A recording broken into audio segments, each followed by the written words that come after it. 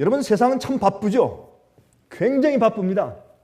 근데 세상이 복잡해졌기 때문에 바쁜 것입니다.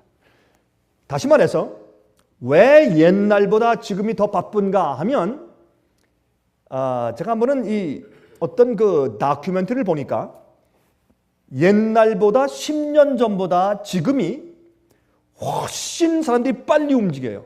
그래서 미국에 있는 대도시에서 이렇게 사람들이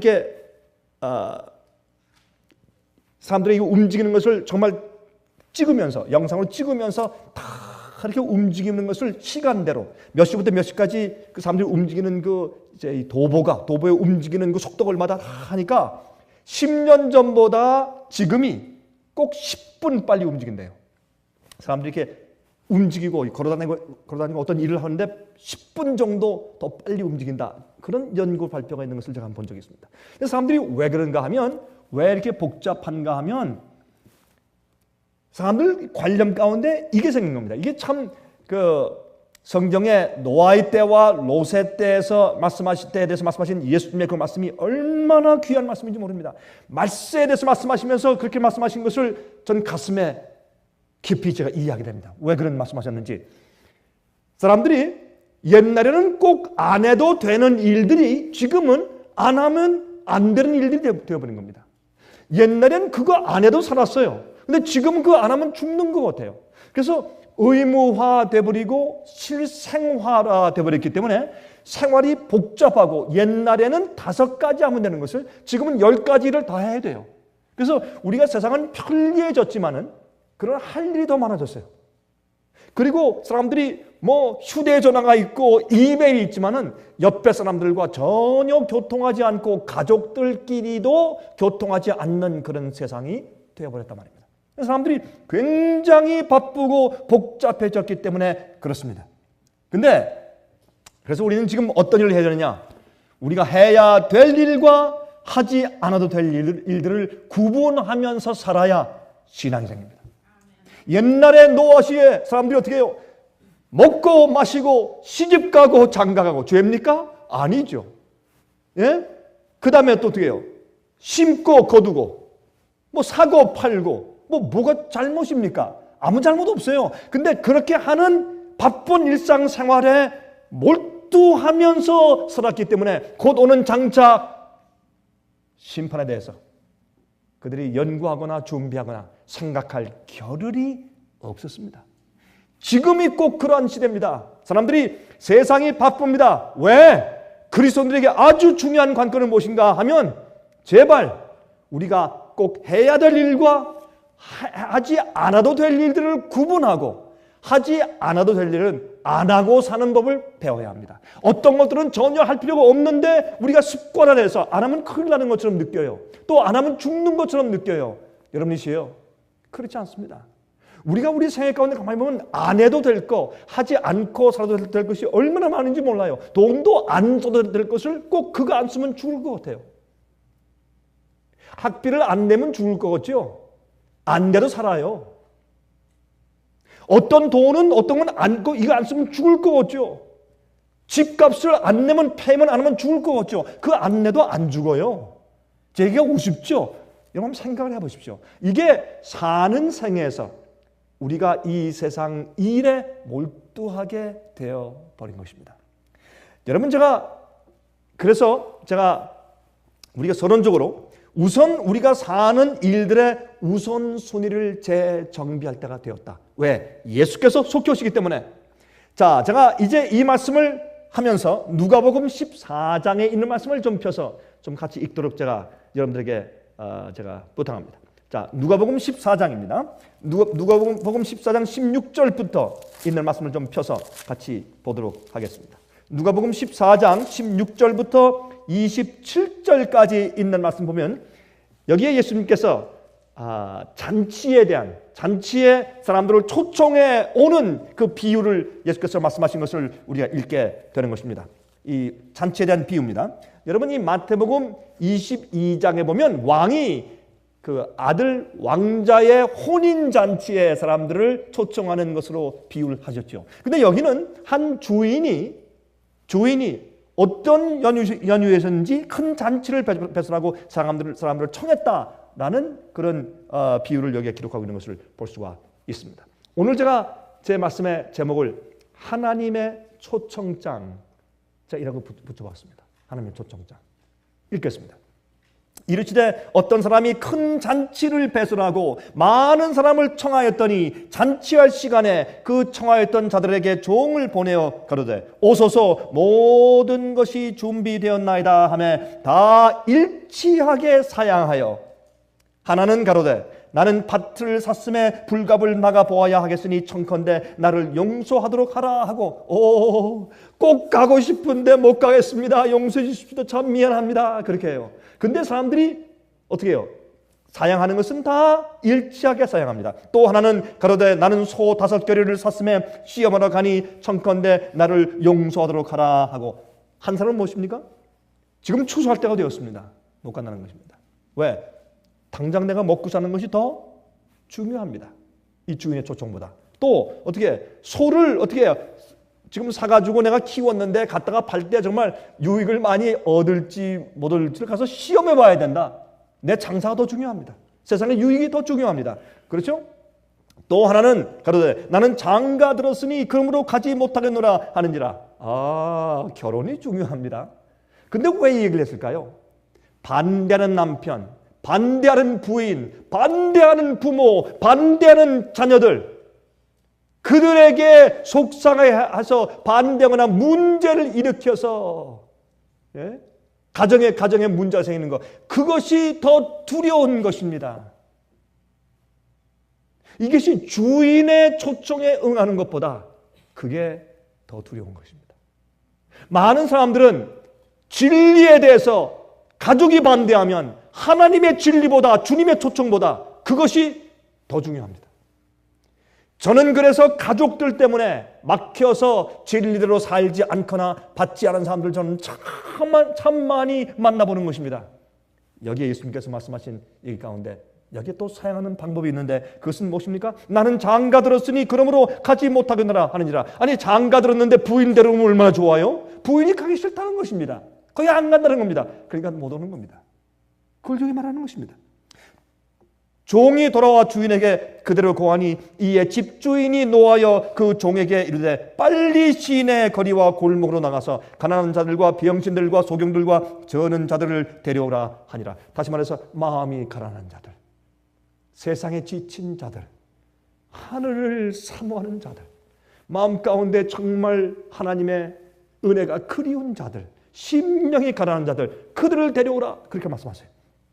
그 다음에 종이 가로되 주인이여 명하신 대로 하였으되 오히려 자리가 있나이다. 주인이 종에게 이르되 길과 산울가로 나가서 사람을 강권하여 데려다가 내 집을 채우라. 내가 너에게 말하노니 전에 청하였던 그 사람은 하나도 내 잔치를 맛보지 못하리라 하였다 하시니라. 여기 보니까 어떻게 해요? 알고 있는 자들, 여기 보니까 여기 성경으로 말씀했습니까? 이미 알고 있는 자들에게, 그 청하였던 자들에게 종을 보냈다 그랬어요. 이미 복음을 듣고 진리 듣고 아는 사람들에게 오라고 초청한 것이에요. 전혀 생판 모르는 사람들이 하는 것이 아닙니다. 나중에 그들이 안 올 때는 어떻게 해요? 주님께서 그들은 이 잔치에 들어올 수 없다라고 하고 어떻게 해요? 사방에 나가서 모르는 사람들에게 초청해 드려오기 시작합니다. 그럼 주님께서 마지막 시대 심판이 지나갈 때 주님께서 복음으로 이 세상의 맨 마지막에 주의 백성들을 고르실 때 어떤 일이 생깁니까? 진리와 복음을 먼저 들은 자들이 거기에 합당하게 순응하고 순종하고 굴복지 아니할 때 주님께서 그들은 지나치시고 모르던 자들에게 가시는 것을 여기에도 말씀하신 사실을 우리가 이해하게 되는 것입니다. 허다한 무리가 함께 갈새 예수께서 돌이키사 이르시되, 주님께서 이 비유를 하신 목적이 무엇인가, 이유가 어디 있는가 하는 것을 설명하십니다. 물은 내게 오는 자가 자기 부모와 처자와 형제와 자매와 및 자기 목숨까지 미워하지 아니하면 능히 나의 제자가 되지 못하고 어떻게 하나님께 나아가고 구원받는 자들이 자기 부모, 아내, 남편, 자식 형제 자매를 미워하지 않으면 하나님께 합당치 않다? 주님께 올 수 없다? 이게 도대체 무슨 말이 이런 말이 다 있습니까? 이거는 여러분 유대인들의 풍습 가운데서 말 표현 가운데서 하나님보다 더 사랑하지 하는 자들은 그것은 하나님을 미워한다는 뜻으로 표현했습니다. 그래서 예를 들어서 하나님을 더 사랑하는 것은 내 가족을 미워한다고 그들이 표현한 것입니다. 그래서 어떤 것을 더 사랑하고 어떤 것을 덜 사랑한다는 것을 그들의 표현 가운데 미워한다고 표현했기 때문에 너희가 내 명령을 순종함으로 가족들의 얘기를 듣지 아니할 때 가족들과 원수가 될 것이다. 다시 말해서 가족들을 미워하지 않으면 너희는 내게 합당치 않다. 그렇게 말씀하신 것을 우리가 여기서 이해하게 된다 그 말입니다. 누구든지 27절이죠. 누구든지 자기 십자가를 지고 나를 쫓지 않는 자도 능히 나의 제자가 되지 못하리라. 그러므로 자기를 부인하고 자기 십자가를 지고 쫓는 이 말씀 가운데 중요한 포인트가 있는데 그것은 무엇입니까? 하나님의 명령과 진리의 요구를 우리가 따라서 할 때, 순응할 때 그때 반대와 어려움과 시련과 고통들이 있을 때 우리가 그것들을 미워하는 심령으로 주님의 말씀과 주님의 초청을 가장 중요시 여기지 아니하면 그 잔치에 들어갈 수 없다는 것입니다. 그래서 이게 말씀하고 있는 것이죠. 자, 마태복음 22장에는 왕의 아들의 결혼잔치에 하객들을 초청한 것으로 기록되어 있죠. 그렇죠? 제가 한 번은 말이죠. 어떤 회사원을 제가 만난 적이 있는데 우리 지평원 분입니다. 근데 굉장히 기뻐하더라고요. 왜 기뻐하는가? 자기의 그 회사의 회장님이 자기를 생일잔치에 초대했대요. 얼마나 기뻐하는지 정말 제 앞에서 막 기쁨이 막 폭발치니까 정말 얼마나 기뻤으면 그랬겠어요. 근데 그 기뻐하는 이유가 가만히 보니까 그 두 가지 이유인데 첫 번째, 회장이 나한테 관심이 있다 이거예요. 안 그러면 자기 그 친지들만 모이는 그 생일잔치에 자기를 오라고 할 이유가 없다 이거예요. 그러니까 회장이 자기한테 호의를 가지고 있다 이거. 두 번째, 이제 승진한다 이겁니다. 내가 곧 승진한다. 이것 때문에 그렇게 기뻐하더라고요. 우리는 하나님의 초청장을 받은 사람들인데, 어마어마한 초청장을 받은 사람들인데, 하나님이 우리에게 약속하신 그 축복은 이름 말할 수가 없는데, 그 영원한 기업, 우리가 감히 상상도 못하는 우주를 기업으로 주시는 놀라운 그 어린 양의 혼인잔치에 초청을 받은 자들인데 우리가 정말 그렇게 뜰 듯이 기뻐하고 있을까? 우리의 그 기뻐하고 즐거워하는 그 태도가 어디에 어떻게 드러나는가? 주님의 말씀과 진리의 요구에 순종하는 것입니다. 따르는 것입니다. 나를 부인하고 내가 좋아하고 세상에서 내가 주님의 뜻대로 살 때 세상에 있는 것들에 대한 불이익을 당해야 합니다. 세상에 있는 것들을 손해보아야 합니다. 세상에서 가지고 있는 내 계획들을 포기해야 합니다. 세상에 있는 내 어떤 기대들을 포기하고 불이익을 당해야 합니다. 그런 아주 담대한 분명한 의도와 믿음을 갖고 있지 않는 자들은 아무도 하나님의 잔치에 참여할 수가 없습니다. 그것을 예수님께서 말씀을 하시는 것입니다. 그래서 요한계시록 19장 9절에 말씀하기를 천사가 내게 말하기를 기록하라 어린 양의 혼인잔치에 청함을 입은 자들이 복이 있도다. 예수님의 혼인잔치에 청함을 받은 자는 복이 있다 하고 또 내게 말하되 이것은 하나님의 참되신 말씀이라 하기로. 참되신 말씀이라 하기로. 여러분 그 열처녀의 비유가 나오죠. 그때 밤중 늦게 신랑이 옵니다. 신랑이 온다 그러니까 열처녀가 다 졸며 잘새 했는데 보니까 다섯 처녀는 기름이 없습니다. 유대인의 결혼 풍습에 의하면요, 제일 먼저 결혼 예식에 이런 일이 있습니다. 신랑 들러리와 함께 신부 집에 가서 신부를 데리고 결혼식에 가기 위해서 신부 집에 먼저 가서 신부를 데리고 그 다음에 신랑 집으로 가는 것입니다.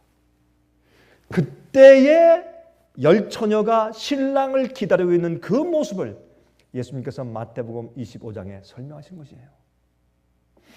그런데 가끔 말이죠, 좀 장난을 치거나 좀 놀리기 위해서나 아니면 의도적으로 밤늦게 신랑이 가는 경우가 가끔 있다고 하는 것입니다.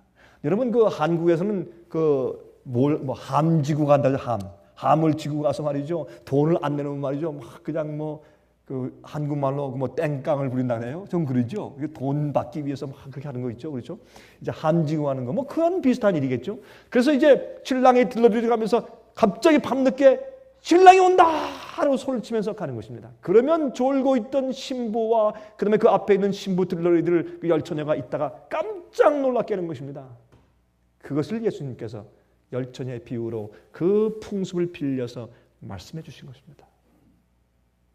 우리는 신랑이 오시는 날을 기다리고 있습니다. 근데 또 재미있는 것은 말이죠, 어린 양의 혼인잔치에 초청을 받은 자들은 복이 있다. 어떤 의미에서 예수님은 하늘에서 결혼 예식을 진행 중에 있다고 보아도 과언이 아닌데, 왜요? 요한계시록 21장에 보니까 어린 양의 신부가 내려오는데 무엇이라고? 새 예루살렘 성이라고 말씀하는 것입니다. 그 성 속에는 영적인 이스라엘 지파들이 거하는 것입니다. 거긴 주님의 참된 교회 교인들이 거기에 거하는 것입니다. 구속받은 자들이 그 안에 거하는 것입니다. 그래서 그 신부들이 아니라 신부를 단수로 칠 때 하나님의 교회, 새 예루살렘 성으로 지칭해서 그 성이 어린 양의 신부가 하늘에서 내려온다고 그렇게 성경은 말씀하고 있는 것입니다. 여러분, 이 신랑이 올 때, 이 어린 양의 혼인잔치에 초청을 받았을 때 우리가 어떻게 해야겠습니까? 우리가 깨어있는, 우리가 근신하고 깨어있어서 기도하는 태도가 어떤 것일까요? 어떤 사람들은 근신하며 깨어서 기도합시다. 그러니까 우리 열심히 기도해야 합시다. 그게 아니라 무엇을 말하는 것입니까? 매일매일 하나님께서 우리에게 초청하시고 주님의 말씀과 명령이, 진리가 우리에게 요구하는 대로 우리가 사는 것을 말하는 것입니다. 그렇게 받아들이고 순응하고 굴복하고 살고 나를 부인하고 십자가를 지고, 왜? 주님의 뜻대로 살면 반드시 십자가가 오거든요. 져야 할 고통과 고난과 시련이 오는 것입니다. 십자가를 지고 나를 부인하고 내가 원하는 것, 내가 세상에 대한 나의 기대, 나의 소원, 나의 소망, 이런 것을 다 포기하고 하나님의 의를 제일 먼저 구하고 주의 나라를 먼저 구하면서 내가 십자가 지고 따라가는 것입니다. 그것이 매일 근신하며 기도하는 것입니다. 그것이 바로 기도하는 태도예요. 자, 보십시다. 잔치를 위한 모든 것이 준비되었다. 모든 것이 준비되었다. 내가 가서 너희가 있을 곳을 예비하면 내가 다시 와서 너희를 내게로 영접하여 나 있는 곳에 너희도 있게 할 것이다. 모든 것이 준비되었다. 신부를 맞을 신랑의 모든 집이 준비되었다. 초청장을 보냈던 자들에게 오라고 하는 것입니다. 여기 말씀 보면 먼저 주님께서 초청장을 보낼 때 먼저 복음과 진리를 아는 사람들에게 오라고 하신 것을 알 수 있습니다. 또 다 일치하게 사양했습니다. 우리가 안 갑니다. 죄송합니다. 못 갑니다. 이런 이유 때문에 글쎄요, 부인이 반대해요. 남편이 반대해요. 부모가 반대해요. 우리 자식들이 못 가게 합니다. 형제 자매들이, 우리 교인들이, 우리 목사님이, 상관이 없습니다. 여기 성경을 말씀하기를 그들이 다 일치하여 다 똑같이 반대하고 사양하는데, 사양하는 이유가 농사 짓기 때문에, 장사하기 때문에, 결혼했기 때문에, 친척이기 때문에, 무슨 이유에서든지 사양하는 것은 똑같은 것입니다. 성경 말하기를 일치하여 사양하니, 어떤 이유에서든지 주님의 초청을 거절하는 것은 결과는 똑같은 것입니다. 주님의 거룩한 잔치에 참여할 수가 없습니다. 얼마나 기가 막힌 얘기입니까? 그래서 노아 홍수 당시에도 그들이 먹고 마시며 시집가고 장가가면서 홍수가 난 것을 그들이 깨닫지 못하다가 그들이 어떻게 홍수가 날 때까지 그들이 그렇게 살다가 다 멸망당했다. 그것을 깨닫지 못하니라 라고 예수께서 말씀을 해 주신 것입니다. 마찬가지입니다. 우리가 매일매일 사는 하나님의 그 명령 초청하신 그 말씀에 우리가 어떻게 매일매일 순응하느냐가 우리의 구원이고 그것이 우리가 영혼을 얻는 길인 것을 얼마나 많은 복음과 진리를 알고 있는 그리스도인들이 모르고 살고 있느냐 말입니다. 모르고. 그렇게 하면 매일매일 그들이 하나님의 초청장을 사양하고 있다는 사실을 사람들이 모르고 살고 있는 것입니다. 자, 여기 보면 말이죠.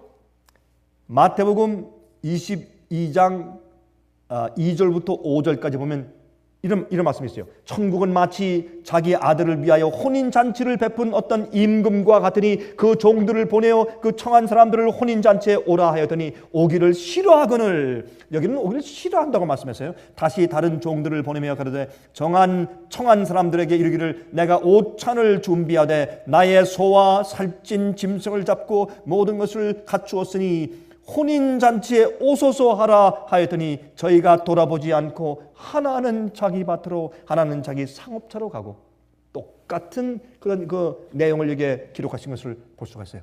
다시 말해서 하나님의 복음의 초청에 응하는 것은 자기들의 세상적인 유익과 기대의 지장을 초래하기 때문에 거절하는 것입니다. 이유는 분명히 설명했어요.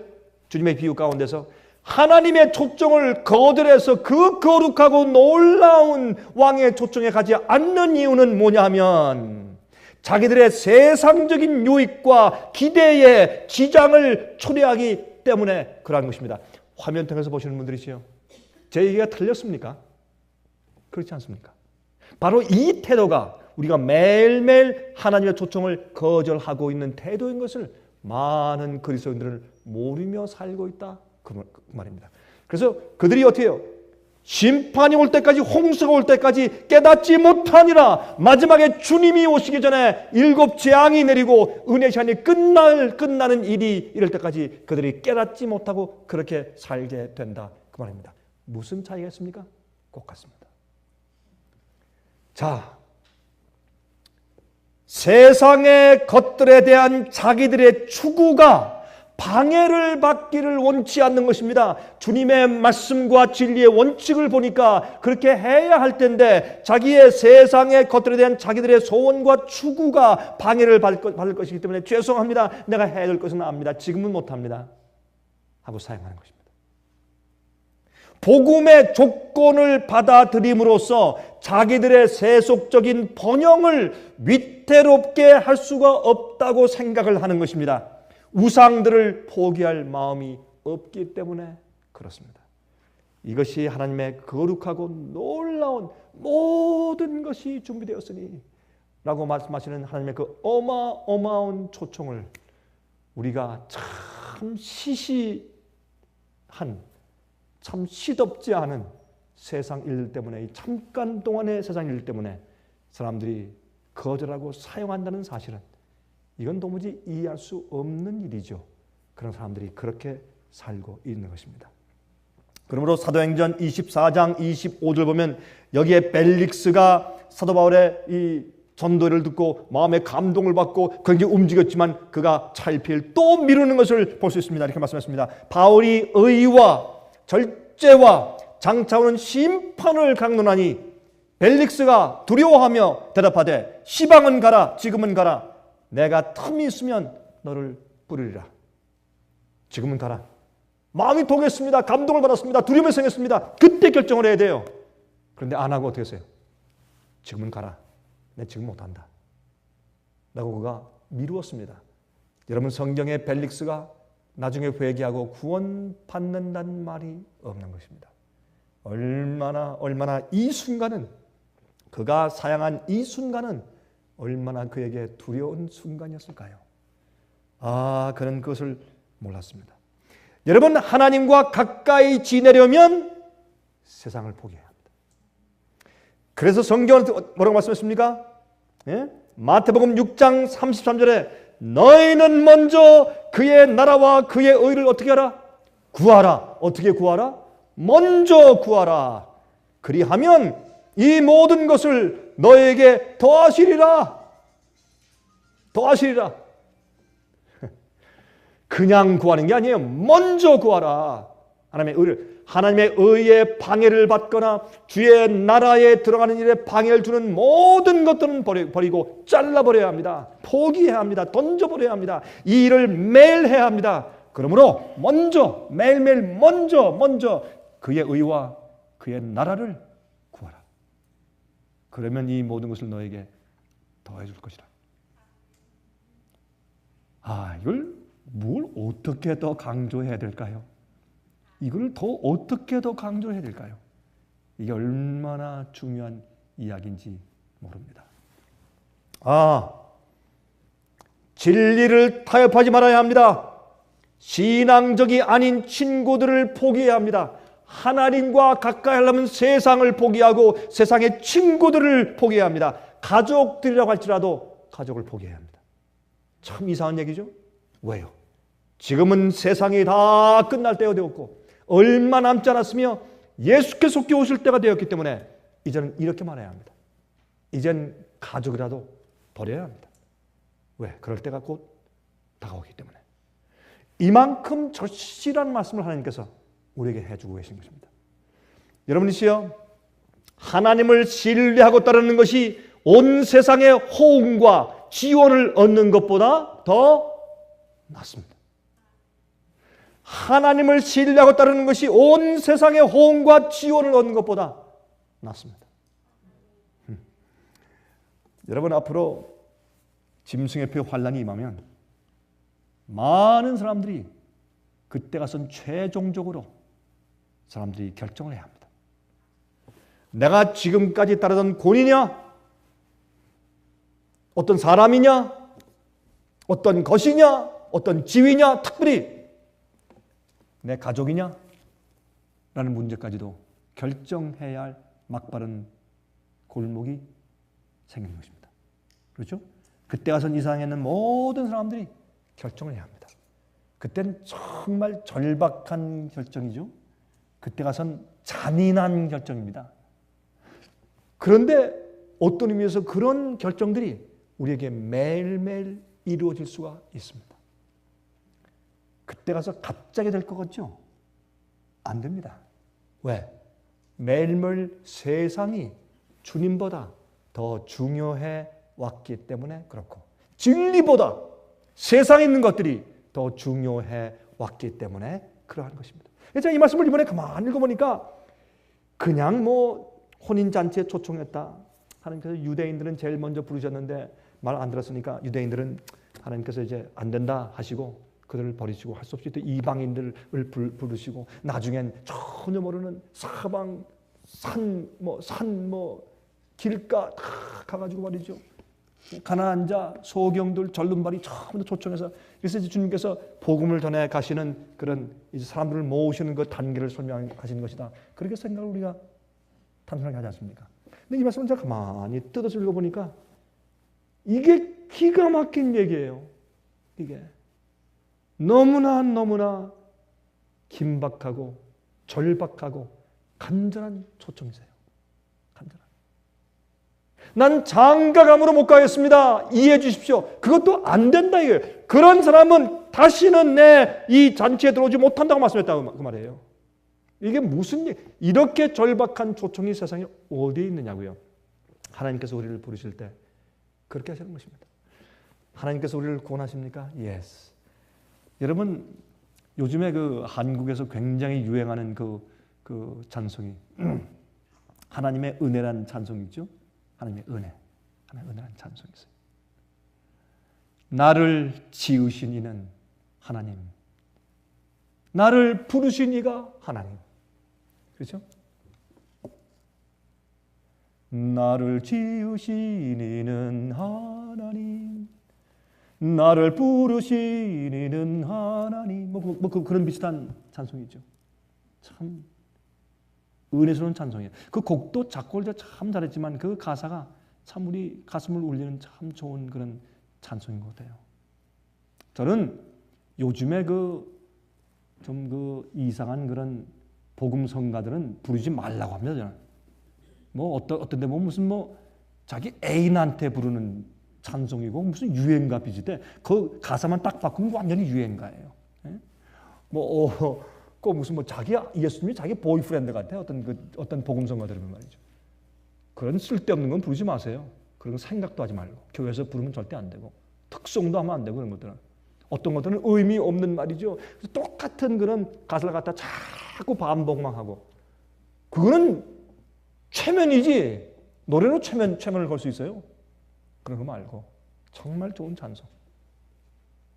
근데 이 찬송은 참 곡도 아름답지만은 그 안에 있는 가사도 참 우리의 신앙 간증을 할 수 있는 그런 좋은 가사 같아요. 제가 보니까.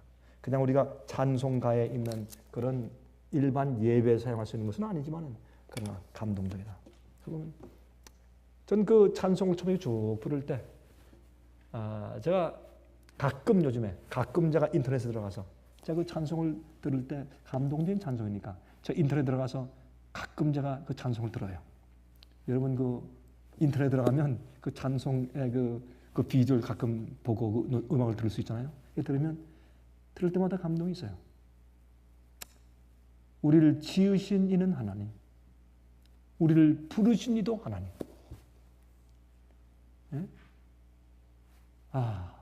나를 호흡하게 하시고 나를 태어나게 하신 하나님.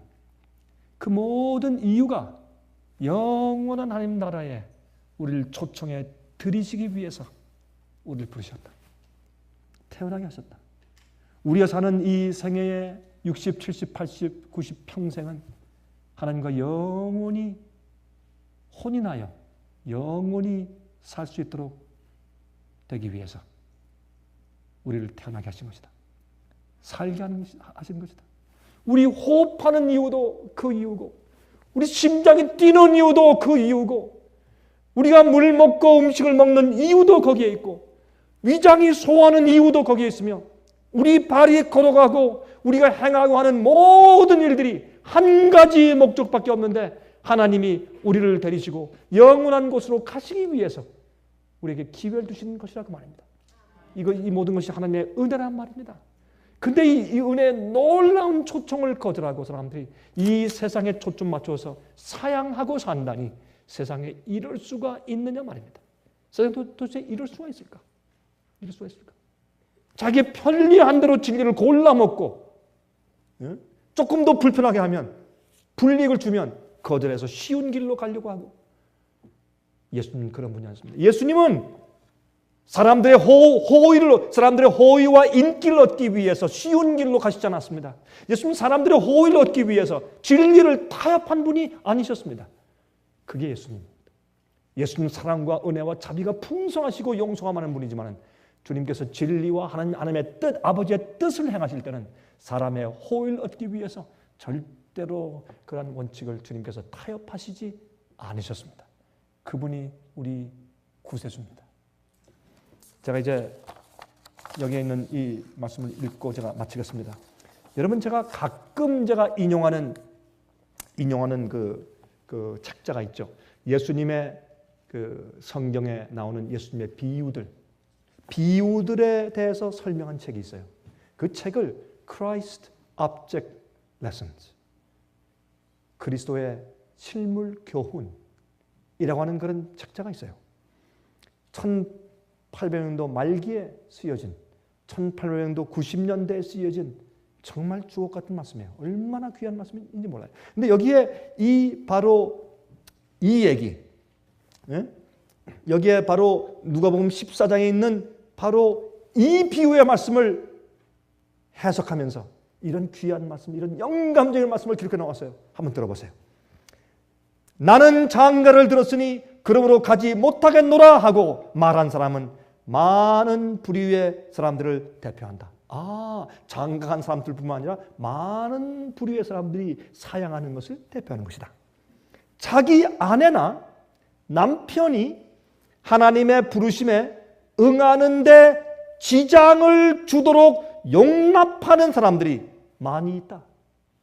남편은 내 아내가 반대하고 있는 이상 나의 소신을 따라 행할 수 없으며 내 아내의 감화가 나로 하여금 그것을 단행하기에 지극히 곤란하게 한다고 말한다. 아내는 또 오소서 모든 것이 준비되었나이다 하는 은혜의 초청을 듣고 말하기를 청컨대 내가 사양하나이다. 내 남편이 자비의 초청을 거절합니다. 그는 그의 사업이 복음을 받는데 방해가 된다고 말합니다. 나는 남편과 행동을 같이 하지 않으면 안 될 것이므로 갈 수가 없습니다라고 말한다. 잘 들어보세요. 얼마나 예리하고 날카로운 기별인가 한번 들어보세요. 자녀들이 또한 마음의 감명을 받고 나오고자 한다. 그러나 저희는 저희 부모를 사랑한다. 그런데 저희 부모가 복음의 초청에 응하지 아니함을 보고 그들도 응할 필요가 없다고 생각한다. 그들도 내가 사양하나이다 라고 말한다. 이 모든 사람들이 가정 불화가 생길까 두려워서 구속의 초청을 거절한다. 이건 굉장한 날카로운 말씀이죠. 성경을 이렇게 해석하는 이런 말씀이 또 어디 있겠어요? 생각해 보세요. 이 모든 사람들이 가정 불화가 생길까 두려워서 구속의 초청을 거절한다. 그들은 하나님을 순응하기를 거절하므로 저희 가정의 평화와 행복을 확보하려고 생각한다. 그러나 그러한 생각은 잘못된 것이다. 이기주의를 심는 자들은 이기주의의 결과를 거둘 것이다. 그들은 그리스도의 사랑을 거절하므로 오직 인간의 사랑을 순결하고 확고하게 해줄 수 있는 것을 거절한다.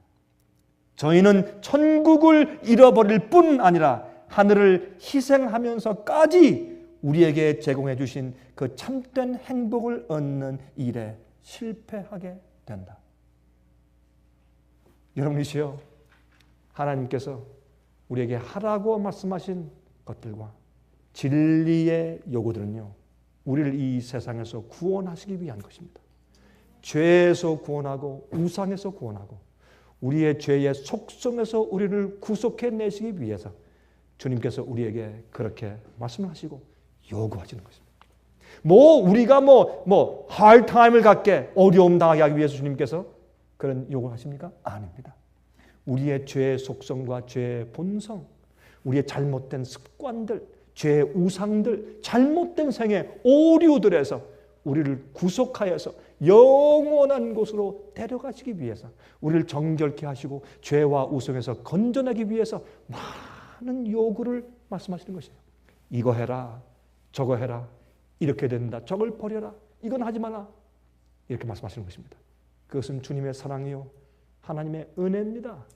주님의 축복이고 이것을 다 준비되었으니 와라. 가기 위해서 내가 일하는 상업을 희생해야 합니다. 내가 지금 당장 거둬들여야 되는 그런 열매 추수를 내가 희생하고 와야 합니다. 어떤 때는 가족도 희생하고 와야 합니다. 왜요? 이것이 예수님의 요구이기 때문에 그렇습니다.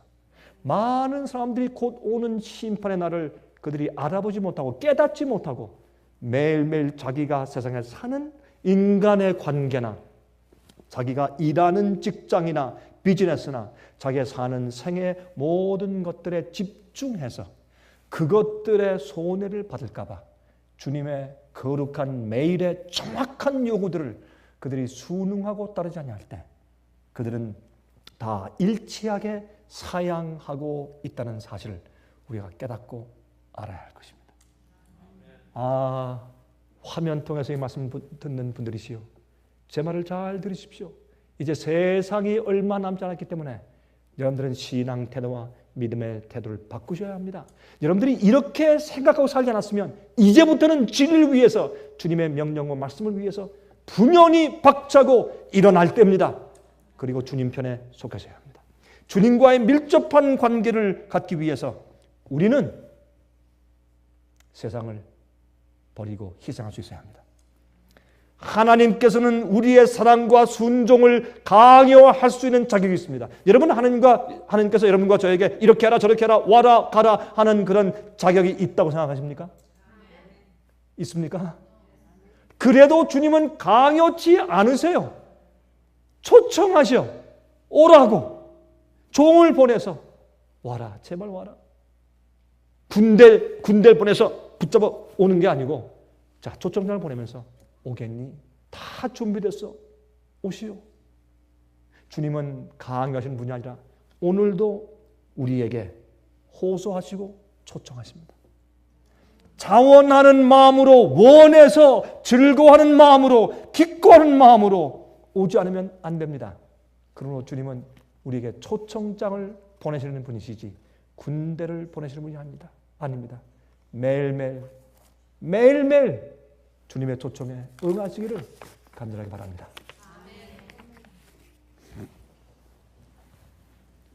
하늘에 계신 우리 아버지 하나님, 우리를 이 땅에 태어나게 하시고 유일한 목적인 우리를 초청해서 영원한 나라로 들이시기 위해서 역사하심을 감사합니다.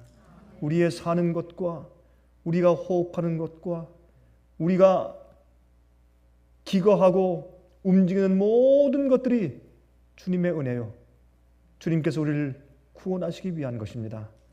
주님이시여, 우리의 그 은혜스럽고 자비스러운 초청을 감사하며 우리가 세상의 모든 것을 다 잃어버리는 한이 있을지라도 먼저 그 나라와 그 의를 구할 수 있게 해 주시옵소서. 지금 우리가 그렇게 결심하고 그렇게 살기를 위하여 마음을 드립니다. 받아주시고 성령으로 함께 해 주시옵소서. 예수 그리스도의 귀하신 이름만 의지하여 간절하게 기도하옵나이다. 아멘. 은혜 많이 받으셨습니까? 지금까지 들으신 이 생예빛 예배 설교는 개인의 신앙 부흥이나 소규모 그룹 예배를 위하여 DVD와 CD로 제작되어 보급되고 있습니다. 생예빛 예배 설교 DVD 및 CD를 원하시는 분들은 1-877-704-1004번으로 전화하여 주시기 바랍니다. 생애의 빛은 각종 미디어, 즉 출판물, 텔레비전, DVD, CD, 그리고 웹사이트를 통하여 복음을 전하는 미디어 선교 기관입니다. 생애의 빛에서 이루어지는 선교 사업을 크게 7가지로 나누어 소개하면 다음과 같습니다. 첫째로, 생애의 빛은 가정과 건강과 참된 신앙을 소개하는 월간지 살아남는 이들을 매달 발간하고 있습니다. 가정과 건강 문제뿐만 아니라 참된 신앙과 성경에 나타나 있는 중요한 진리들에 대하여 매달 깊이 있게 다루는 성경 연구 신앙지입니다. 둘째로, 생애의 빛은 미국의 주요 도시에서 텔레비전 선교 방송을 하고 있습니다. 많은 분들이 생애의 빛 선교 방송을 통하여 복음을 발견하고 새로운 생애를 살아가고 있습니다. 셋째로, 생애의 빛에서는 우편 통신을 통하여 평신도들의 성경 연구를 도와드리는 성경통신학교를 운영하고 있습니다. 성경에 나타나 있는 중요한 문제들에 대하여 체계 있게 공부하기를 원하시는 분들은 성경 연구 단기 코스와 계시록을 통한 성경 교리 연구, 또한 다니엘서 예언 연구를 신청하시기 바랍니다. 교재 및 모든 비용이 무료인 생애의 빛 성경 연구 과정을 통하여 복음과 예언 문제를 가장 쉽고 체계 있게 공부하시기 바랍니다. 넷째로, 생애의 빛은 예언 연구를 위하여 특별하게 제작된 DVD 시리즈를 나누어 드리고 있습니다. 성경 구약과 신약의 대표적 예언서인 다니엘서와 요한계시록을 처음부터 마지막까지 자세하게 해설해 드리는 예언 연구 DVD 시리즈를 통하여 많은 분들이 성경과 미래에 대한 새로운 시야를 가지고 살아가게 되었습니다. 마지막 시대의 복음과 비밀이 담겨져 있는 다니엘과 요한계시록 DVD 시리즈를 신청하셔서 새로운 영적 부흥을 체험하시기 바랍니다. 다섯째로 생애의 빛은 강병국 목사님의 예배 설교가 담겨져 있는 DVD와 CD를 원하는 모든 그리스도인들에게 나누어 드리고 있습니다. 매주 생애의 빛 예배 설교 DVD 및 CD를 받기 원하시는 분들은 생애의 빛으로 연락하여 신청하여 주시기 바랍니다. 여섯째로 저희 생애의 빛 선교센터에서는 성경 신구약의 모든 진리를 요약하여 주제별로 만든 성경으로 돌아가는 길잡이 소책자 시리즈와 성경 말씀에 대한 이해와 영적 분별력을 환하게 밝혀줄 빛으로 인도하는 길잡이 소책자 시리즈를 마련해 놓았습니다. 이 두 가지 소책자 시리즈는 오류가 난무하는 혼돈스러운 세상에서 여러분들을 정확한 하나님의 말씀의 길로 안내해 드릴 것입니다. 이 소책자를 신청하시려면 생애의 빛 뉴욕 지부로 신청해야 하는데 뉴욕 지부의 전화번호는 1-888-881-1004번입니다. 1-888-881-1004번으로 신청해 주시기 바랍니다. 끝으로 생애의 빛 선교 사업에 대해서 좀 더 자세하게 알기 원하시는 분들은 웹사이트 www.sostv.net를 방문하시기 바랍니다. 생애의 빛 웹사이트에는 지금까지 나온 모든 월간지와 DVD, 텔레비전 방송물들을 누구나 무료로 보실 수 있도록 준비되어 있습니다. 지금까지 소개해드린 생애의 빛 선교 교재 중에서 원하시는 책자나 DVD가 있으시면 무료 전화 1-877-704-1004번 1-877-704-1004번으로 신청하여 주시기 바랍니다. 미국 동부 시간으로 월요일부터 금요일까지 9시에서 5시 사이에 전화해 주시면 감사하겠습니다. 그럼 다음 시간까지 안녕히 계십시오.